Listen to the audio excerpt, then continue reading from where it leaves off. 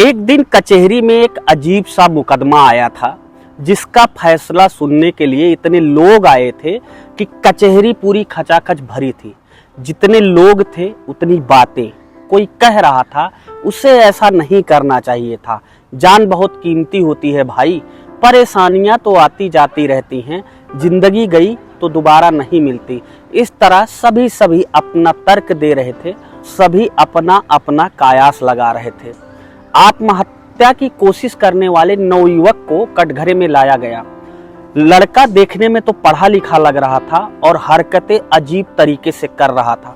इसी बीच उसने भरे कोट में तेज से आवाज लगाई। उसके आवाज लगाने पर लोगों की निगाहें उस पर जाकर रुक गई।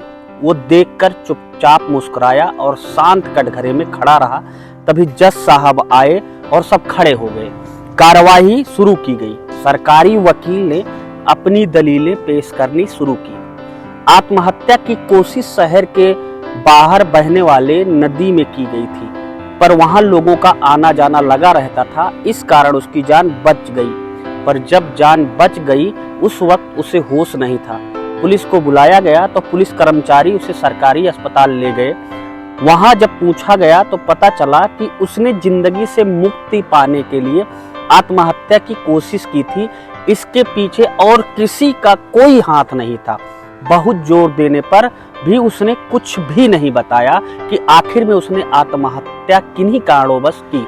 सरकारी वकील ने कार्यवाही शुरू करते हुए जज साहब से कहा, जज साहब, ये शख्स जिसका नाम विश्वास है ने अपनी आत्महत्या की कोशिश पूरे होशो हवास में की है और कारण पूछे जाने पर इसका बस इतना कहना है कि ये जिंदगी से आज़ादी चाहता है, पर ये कानूनन जुर्म है, इसलिए चाहूंगा इसे दफा 309 के तहत 1 साल की सजा दी जाए। इतना सुनने के बाद भी उसके चेहरे पर एक अजीब सी मुस्कान। जज साहब ने पूछा, क्या तुम्हें अपने सफाई में कुछ कहना है?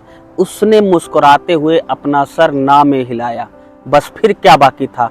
जज साहब ने अपना फैसला सुनाया और उसे 1 साल कैद की सजा, उसे जेल ले जाया गया। सब एक दूसरे से अपने दिल की बातें किया करते थे। अचानक एक दिन किसी ने उससे पूछा कि तुमने बताया नहीं कि तुमने आत्महत्या की कोशिश क्यों की, में ही छलांग क्यों लगाई थी, कोई और तरीका क्यों नहीं अपनाया था?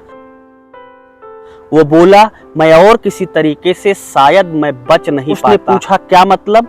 उसने कहा, मैं स्टेट लेवल चैंपियन हूँ तैराकी का। इतना सुनते ही सबके होश उड़ गए कि ये क्या बोल रहा है। उसने बोलना जारी रखा। उसने कहा, बचपन से ही मैं गरीबी देखता आया हूँ जिसने जीवन में डूबता हुआ पाया गया था। उसी नदी में तैरना सीखकर मैंने 50 से ज़्यादा मेडल जीते और उस नदी में कैसे डूब सकता था। मैंने यह कदम अपनी गरीबी के चलते उठाया है, जिसके कारण मेरे पास खाने को एक वक्त की रोटी नहीं थी और ना ही कोई काम मिल रहा था। तभी अचानक मैंने सोचा कि क्यों ना आत्महत्या कर लूं। फिर याद आया कि आत्महत्या गैर कानूनी है और 1 साल की सजा है, इसलिए मैंने ये सब किया और अब दफा 309 के तहत मेरे सर पर छत है, खाने को 2 वक्त की रोटी है और तो और यहाँ अगर बीमार भी होता हूँ तो फ्री में इलाज हो जाता है। बस इसलिए यहाँ आया हूँ। इतना सुनते ही सब असमंजस में पड़ गए कि हंसें या अफसोस जताएं। तभी रात के खाने के लिए सबको आवाज दी गई।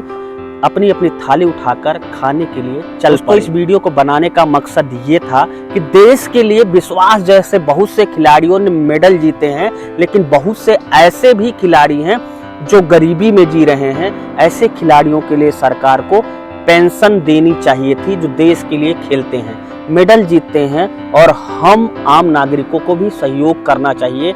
आइए संकल्प लें कि विश्वास जैसे खिलाड़ियों के सर पर हमेशा छत हो और वो वहीं अपना जीवन खुशहाली से बिता सके। ये छोटी सी वीडियो आपको कैसी लगी, हमें अपनी राय कमेंट बॉक्स में जरूर बताएं। वीडियो को शेयर, चैनल को सब्सक्राइब और वीडियो को लाइक करना बिल्कुल ना भूलें। मिलूंगा ऐसी एक नई कहानी के साथ आपको जल्द ही। तब तक के लिए जय हिंद, वंदे मातरम।